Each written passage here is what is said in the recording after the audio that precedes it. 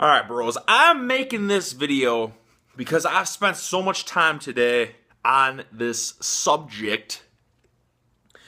What I've been doing recently is I've been going back to my really old videos that are no longer public, or that have never been public, like my old Patreon videos that I used to have up. I've been going through, thinking about what are some golden tidbits that I feel like should be public.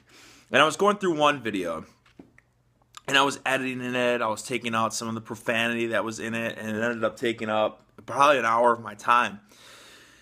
And a thing that I've realized with a lot of these old videos, there's just so much rambling. Like, you know what I mean? I wouldn't get to the point. So it's kind of like albums being remastered, produced with higher quality. And this video was about unilateral leg training. Some golden tidbits. I made this video when I was doing single leg Bulgarian split squats. When I was doing Bulgarian split squats every single day. And I started at, 225 pounds. And I worked up, horsepower out there. And I worked up to 480 pounds or something along those lines. So I made some incredibly good gains. And then I also did that. I did that with the Jefferson style Bulgarian split squat and the barbell split squat. And then I carried that for the lunges and all that stuff too. And there are 3 points of that video. So I'm going to lay it all out for you in detail. Great explanation. The first point for the golden tidbits of unilateral leg training is when you're training legs, single leg movements, do one leg completely and then do the other one. And the reason being is because if you think about it, using your left leg, let's look at it this way. If I'm doing my left leg for a Bulgarian split squat, okay, the setup is not going to be identical to as if I'm using the right leg for a Bulgarian split squat. You want to figure out exactly your foot positioning and where to unrack the barbell or set the barbell if you're starting with it on the ground. And that might be a tad bit different if you were doing your right leg. So that's one point why. The second is because if you're doing your left leg first, you're going to probably take a break, and then you're going to do your right leg, and then you're going to take a break, and then before you know it, by the time you get back to your left leg, that left leg may have had anywhere 5 to 10 minutes or so. So you're getting your nervous system primed up to move more and more weight with your left leg, and then all of a sudden you have this gigantic break where you're hitting your right leg, and now your nervous system's not really getting primed up anymore. It's getting primed for the right leg, and then you're going back. So it's not going to be 100% completely efficient when you're going back to your left leg. That's something that I've noticed. It's a different groove, a different pattern. So yeah, it's the same exercise, but is it the same movement? It is not. So if you start with just your left leg and you get the setup, like this is where I want my heel to be, this is how I want my back leg to be supported on the bench or whatever that may be, this is exactly the angle that I want the barbell to be at. If you do that, and then you take 2-3 minutes or up to 5-minute rest, and you just go back to your left leg completely recharged with energy in the tank to crush out a bigger set, you will then have better, stronger sets than if you go 135 with your left leg, 135 with your right leg, 185 with your left leg, 185 with your right leg. Because if you guys have done lunges, Bulgarian split squats, you'll know that to a degree, both legs are working. So if my left leg is in front, my right leg is still doing something to support, to help stabilize. So it's not a complete total recovery for that leg anyways. And as I mentioned before, nervous system is not getting primed up to 100% efficiency as if it would if you were just doing that single leg. So that's how I recommend it. Left leg, 135, 85, 225, 275, 315, 365, 405. Drop back down, hit an AMRAP or whatever you may be doing there, and then go right leg and do that all over again.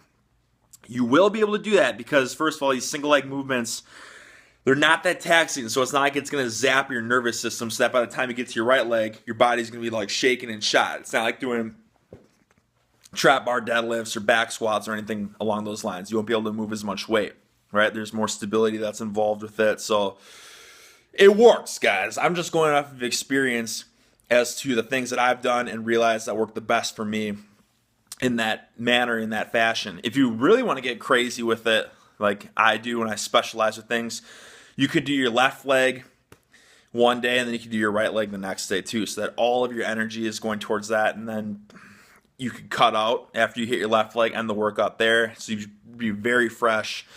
You've done minimal total work for that workout, so you'll come back tomorrow, you won't have to worry about being overtrained or your nervous system being shot. That's a different approach, but regardless, hit one leg totally and then hit the other leg. Now, after that, and since we're talking about Bulgarian split squats anyways, I want to throw this in there. I think everyone should do Bulgarian split squats. I don't think Bulgarian split squats should ever be overlooked, mainly because when you're working your left leg first, and this goes hand in hand with what I was just talking about, if I'm putting all my effort and intensity and energy into my left leg, my right leg, while doing a Bulgarian split squat, is increasing mobility. You're getting a nice quadricep hip flexor stretch in that back leg. So then I smash my left leg. I'm working up to whatever, 5, 3, 1 rep max, and I hit an AMRAP after that or something. That leg's me toast. So then when you go to your right leg, that's a perfect opportunity because every set you're doing for your right leg is stretching out your left leg. So they kind of go hand in hand with one another. And if you want to be a great athlete or you want to reach your full potential, you need to have strength and mobility, great flexibility and strength. So good movement. Don't overlook that one. Now, the other key point of that video was if you have a goal, and this is something that you should do, it works for a lot of other exercises, but I'm going to use Bulgarian split squats as the main movement because this is what the video is talking about, and I've had a lot of experience, and this is what proved to be the most successful for me in hitting my ultimate goal 1 rep maxes. So I'm doing my left leg first, and I hit 135, smooth as butter, 185, 225, 275, 315. Now, by the time I get to 315, it's feeling a little difficult, right? It's not flying up, not smooth as butter, not lightning fast. And then I get to 365, and that's hardly budging, but my goal weight is 405, okay? Don't even worry about the 365. And that's not to say that you still, if the 365 is hard, it's not to say that you can't hit the 405. So something that I was really doing was kind of like super compensating. So I would hit 315, 365 felt very difficult, but 405 was the goal. So instead of going for 405 with the mindset that, wow, 365 was hard, how am I ever going to hit 405? Go from 365 and directly go to something that far exceeds 405. So whatever, 425, 455. Something that when you get in there and you lock in and you attack it as if you would attack any other weight, not expecting to fail. That's fine. You can go in there knowing that it's a stretch, but don't go in there and be like, well, I'm not going to hit it anyway, so I'm not going to put any effort in it. Go in there with some intensity and some aggression. Grip. Get those traps tight. Get that leg drive firing. Brace that core. Approach that 465 the same way that you would approach the 405. Trying to hit the 405 as the 1 rep max. But you're putting that same focus and mindset into it. Try everything you can. It doesn't budge. Don't say, okay, well, I'm not going to get it anyways because that's far exceeding my goal for the day. Take a 1, 2, 3 minute break and then try it again. And then try it again. I've done this 3 up to 5 times. And then you're so fired up. Your nervous system's so fired up. Your grip is ironclad, right? Your upper back is fired up. That leg drive you're trying to just push a freaking hole through the floor. And then you drop back down to 405. And I guarantee you, if you could hit 365, you could that's how it worked for me. That 405 will be there.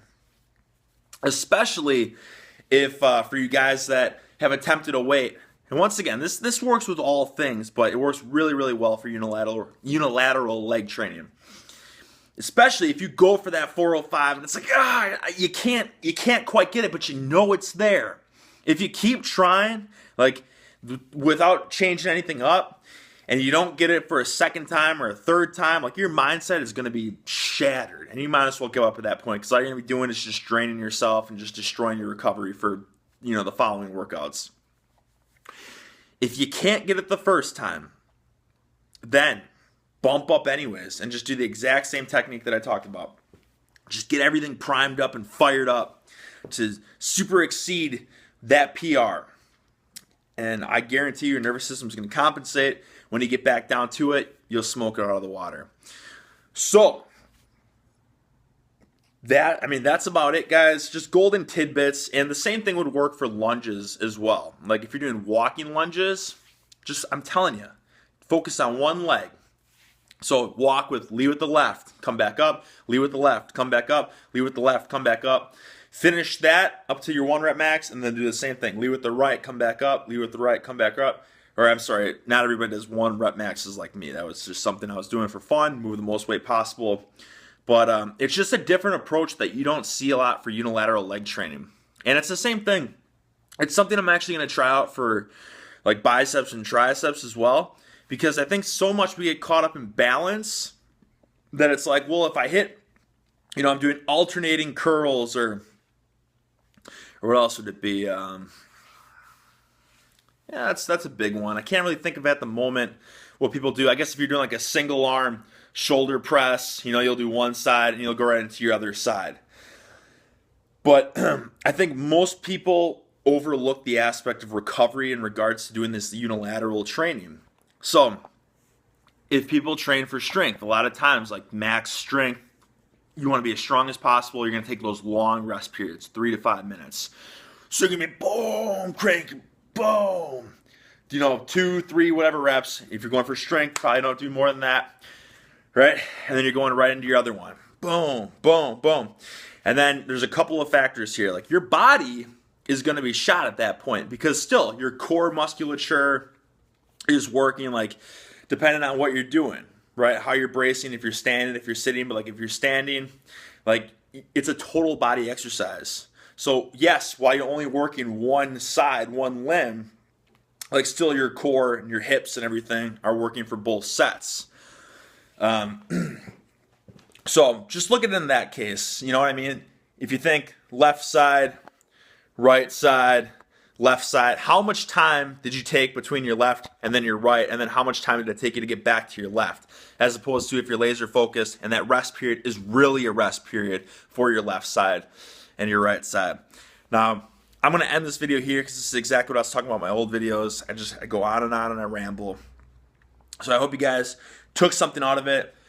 Like I said, these are not YouTube secrets. How many secrets are there?